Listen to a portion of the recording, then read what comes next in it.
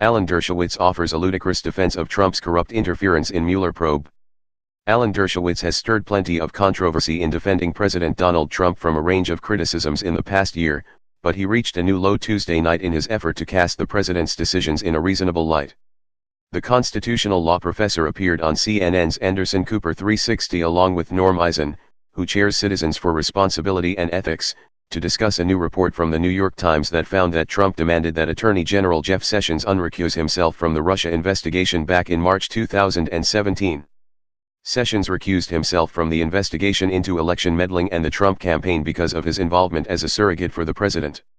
The Times reported that Trump's attempt to coax Sessions into withdrawing his recusal, and thus regaining control over the investigation, could factor into a charge of obstruction of justice against the president that could be brought by special counsel Robert Mueller.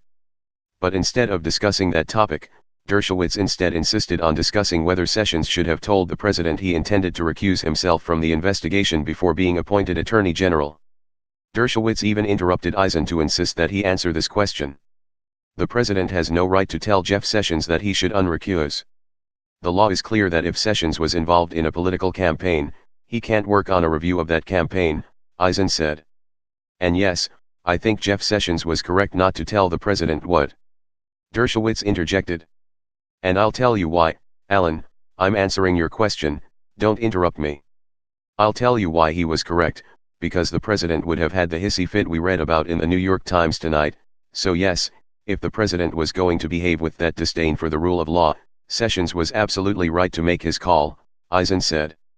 That's an absurd answer, Dershowitz said.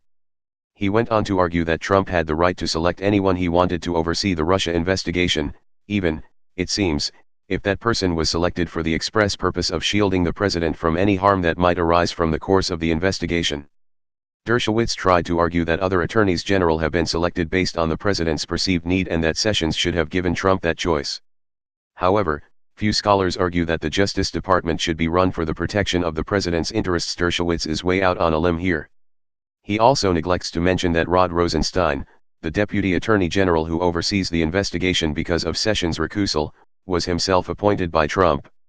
It's also far from certain that Sessions knew at the time that he would recuse himself from the investigation, since reporting suggests that Sessions only made the decision after consulting with Justice Department lawyers. Further, it's not even clear if Trump asked Sessions about any potential recusals, which casts even more doubt on the idea that the Attorney General was under an obligation to reveal this fact.